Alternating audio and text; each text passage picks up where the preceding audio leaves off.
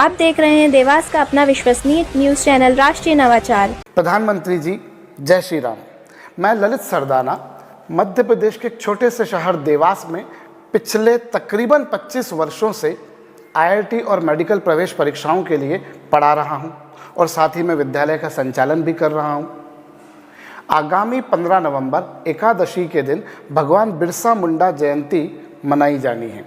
जनजातीय गौरव दिवस के रूप में उसे मनाया जाना है और एज यूजुअल उस दिन विद्यालयों की छुट्टी है, अवकाश है। अवकाश रख देने से क्या बच्चों तक भगवान बिरसा मुंडा के बारे में जानकारी मिल पाएगी? उनका क्या ऐतिहासिक महत्व है? क्या बच्चों को ये जानकारी मिल पाएगी? संभवतः इस देश का एक बहुत बड़ा वर्ग भगवान बिरसा मुंडा के बारे में जानता भी नहीं है और अवकाश रख देने से तो बच्चों को भी उस बारे में जानकारी नहीं मिलेगी। उनके अभिभावक उनको इस बारे में जानकारी दे पाएंगे, कहना थोड़ा सा कठिन है। किंतु यदि हम उस दिन विद्यालय खुला रखें, उनसे संबंधित कुछ कार्यक्रम किए जाएं, उनके बारे में जानकारी दी जाए, तो बच्चों को उनके बारे में भरपूर ज्ञान हो पाएगा और विद्यालय की पढ़ाई भी जारी रहेगी। ऑलरेडी पिछले 2 सालों से विद्यालय बहुत ज़्यादा डिस्टर्ब हो चुके हैं। बच्चों की पढ़ाई ढंग से हुई नहीं है। ऑनलाइन पढ़ाया गया है, जितना बेहतर से बेहतर हो सकता था पढ़ाया गया है, पर इसमें भी कोई दो मत नहीं है कि वो ऑफलाइन के कंपेरेबल, ऑफलाइन का एक सब्स्टिट्यूशन तो नहीं है। कुछ हद तक उसको चलाया गया, ठीक बात है, मजबूरी थी और उसके अलावा कोई और उपाय भी नहीं था। लेकिन अब जब ऑफलाइन स्कूल शुरू हुए हैं तो हमारे पास में बहुत कम समय है। ऑलरेडी बहुत लेट सत्र शुरू हुआ और अचानक से गवर्नमेंट ने जो बोर्ड एग्ज़ाम्स हैं, जैसे मध्य प्रदेश बोर्ड ने तो 10वीं और 12वीं की बोर्ड परीक्षाएं फरवरी माह में ही रख दी हैं। अब फरवरी माह में रख दिया, हमारे पास में समय बचा है मात्र 3 माह। हमें सिलेबस भी करवाना है, परीक्षाएं भी लेनी है, प्री बोर्ड भी लेनी है, हाफ ईयरली भी लेनी है। अब जब बोर्ड परीक्षाएं फरवरी में होंगी तो बहुत हद तक संभावना है कि छोटी क्लासेस की परीक्षाएं भी हो जाएं, क्योंकि फिर मार्च अप्रैल में क्या होगा नहीं मालूम, हो सकता है फिर कोविड की तीसरी लहर आ जाए, क्योंकि पहले भी यही हुआ है पिछले 2 वर्षों में। तो हम बच्चों को जितनी जानकारी देना चाहते हैं, जितना ज्ञान देना चाहते हैं, जितना पढ़ाना चाहते हैं, वो उसको पढ़ाने का तो हमारे पास समय है नहीं। अब हमने जब ऑफलाइन शुरू किया तो मालूम पड़ रहा है कि कक्षा के 30 बच्चों में 15 बच्चे ऐसे हैं जिनका सिलेबस बहुत ही आगे पीछे जा रहा है। किसी ने कुछ चैप्टर्स करे, किसी ने कुछ चैप्टर्स करे, सबको बराबरी पर लाना है। और ये एक बड़ी कॉमन सी बात बन चुकी है कि जब भी कभी कोई अवसर आता है तो सबसे पहले विद्यालयों की छुट्टी रखी जाती है। ज़्यादा गर्मी पड़ जाए, ज़्यादा ठंड पड़ जाए, ज़्यादा बरसात हो जाए, विद्यालयों की छुट्टी। आजकल एक और नया फितूर जाग उठा है, शीतकालीन अवकाश, वो भी इतने दिनों का, जो पाश्चात्य सभ्यता है उसको फॉलो कर रहे हैं हम लोग। अलग अलग स्टेट में अलग अलग ठंड पड़ती है, यहाँ इतनी ठंड नहीं पड़ती, पर अगर 8-8 दिन का शीतकालीन अवकाश दे दिया जाए तो हम कब बच्चों को पढ़ाएंगे? भले सिलेबस को रिड्यूस कर दें, लेकिन फिर भी सिलेबस इतना तो है कि उसको कराने के लिए समय चाहिए। जब भी कभी कोई संगठन बंद का आयोजन रखता है,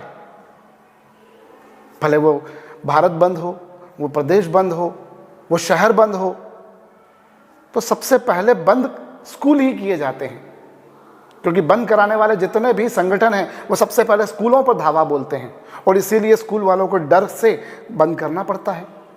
अगर स्कूल, हो सकता है उस बंद करने वाले संगठन के फेवर में ना हो, हम उनके विचारों से इत्तेफाक ना भी रखते हों, लेकिन फिर भी हमें विद्यालय इसलिए बंद रखना है कि ऐसा ना हो कल को स्कूल में आकर कोई हंगामा करे, स्कूल बसें आ रही तो उन पर पत्थरबाजी हो जाए, जो कि पिछले वर्षों में होता आया है। पिछले 12 वर्षों में, जिनमें 2 वर्ष तो कोविड के चले गए, उसके पहले के 10 वर्षों में देखा जाए तो प्रधानमंत्री जी 8 वर्ष ऐसे रहे हैं जिनमें जुलाई माह में न्यूनतम 1 बंद रखा गया है। न्यूनतम 1 बंद। ऐसा भी हुआ है कि जुलाई माह में 2 या 3 बंद भी हुए हैं। स्कूलों को तो आपने बंद कर दिया, लेकिन जो व्यापारिक प्रतिष्ठान थे जिनके लिए बंद था या जिन्होंने बंद रखा था, वो तो वैसे भी 10-12 बजे के बाद में या 2 बजे के बाद में खुलते हैं, तो वो तो खुल गए। लेकिन विद्यालय तो आपने सुबह 7 बजे आकर, 8 बजे आकर बंद कर दिया, लेकिन वो व्यापारिक प्रतिष्ठान तो खुले रहे। इसमें नुकसान किसका हो रहा है? हमारे बच्चों की पढ़ाई का हो रहा है। आज सबसे ज़्यादा अंतिम पायदान पर अगर किसी को रखा गया है तो वो पढ़ाई को रखा गया है। आप पढ़ाई को बिल्कुल फ्री कर दीजिए, कुछ भी कर दीजिए, जब तक लोगों के जहन में पढ़ाई के लिए वो महत्व नहीं आएगा, वो पढ़ाई का इम्पोर्टेंस नहीं समझेंगे, तब तक पढ़ाई किसी काम की नहीं है, तब तक वो स्कूल निरर्थक है। सबसे पहली चीज़ सोच से होती है, और ये बात तो आप ही ने करके दिखाई है इस पूरे भारत देश को, वरना ये भारत देश पहले कहाँ था और आज कहाँ है, आपके सानिध्य में या आपके कंट्रोल में हम देख रहे हैं। हम तो एक ऐसे धर्म को बिलोंग करते हैं जहाँ पर कर्म को बहुत प्रतिष्ठा दी गई, कर्म को बहुत बड़ा मान दिया गया है। सनातन हिंदू धर्म हमें यही सिखाता है, हमारे राष्ट्रपिता भी हमें यही सिखा के गए हैं। और हम ज़्यादा दूर ना जाएं तो प्रधानमंत्री जी आपने हमें यह सिखाया है कि काम को सबसे ज़्यादा महत्व दो। हम एक ऐसे देश में निवास करते हैं जिसका प्रधानमंत्री रात को अमेरिका से आता है और रात को फिर उसके पश्चात संसद भवन का कार्य कैसा चल रहा है वो देखने के लिए जाता है। हमारे बच्चों को हमें ये सिखाना पड़ेगा, हमें ये सिखाना चाहिए कि देखिए बच्चों, काम करिए। जब आपका प्रधानमंत्री ऐसे ऐसे काम कर रहा है तो फिर आपको क्यों नहीं करना चाहिए। हम प्रतिदिन एक ना एक, कम से कम मैं तो मेरी क्लास में पर्सनली एक ना एक पॉइंट ऐसा ज़रूर बताता हूँ जिनमें हमें आपसे इंस्पिरेशन मिलती है। आपके काम करने की जो लगन है, जो काम करने के लिए जो इंक्लिनेशन है, वो हमें खुद भी काम करने के लिए प्रेरित करता है। प्रधानमंत्री जी आपसे अनुरोध है कि एक बार आप विचार कीजिएगा कि अब विद्यालयों के कुछ अवकाशों को कम किया जाए और उन दिनों में विद्यालयों में आयोजन किए जाएं। अंबेडकर जयंती हो, बिरसा मुंडा जयंती हो, या कुछ और ऐसे दिवस जिनमें हम विद्यालयों की पढ़ाई भी जारी रखें और साथ साथ में हम लोग उनके बारे में जानकारी भी दें। हो सकता है मुझसे बहुत सारे लोग असहमत हों, क्योंकि जिन्हें छुट्टियों में मज़ा आता है वो तो असहमत होंगे, लेकिन उसके अलावा भी बहुत से लोग हो सकता है मुझसे असहमत हों। लेकिन मेरा फिर भी आपसे अनुरोध है प्रधानमंत्री जी, क्योंकि पिछले कुछ समय में अब स्कूल के कार्य दिवस कम रह गए हैं और छुट्टियां ज़्यादा हो गई हैं। हमें हमारे बच्चों को फिर से आगे बढ़ाना है। इन छुट्टियों के चक्कर में पेरेंट्स पर डबल आर्थिक बोझ भी पड़ता है प्रधानमंत्री जी, क्योंकि जब छुट्टियां होती हैं तो फिर सिलेबस ढंग से नहीं हो पाता, तो पेरेंट्स को बच्चों को कोचिंग भेजना पड़ता है, ट्यूशन भेजना पड़ता है, जिससे उन पर डबल मार पड़ती है पैसों की।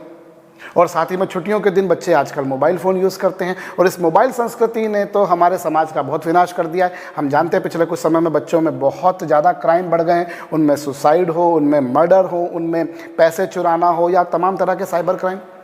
तो प्रधानमंत्री जी आपसे अनुरोध है कि अब विद्यालयों के लिए कुछ आप ऐसा कीजिए ताकि ये नियमित रूप से जारी रहें, अधिक से अधिक समय के लिए जारी रहें। हम अधिक से अधिक समय हमारे इस बच्चों के साथ में, हमारे इस देश के भविष्य के साथ में हम जुड़ पाएँ, और जैसा सपना आपने देखा है इस देश को आगे बढ़ाने का, ठीक उसी दिशा में ये देश आगे बढ़ पाए। अगर मुझसे बोलने में कुछ त्रुटि हुई हो, मेरे विचारों से आप असहमत हो, तो मैं बहुत बहुत बहुत क्षमा प्रार्थी हूँ, पर मुझे लगा मुझे आप तक अपनी ये बात पहुंचाना चाहिए।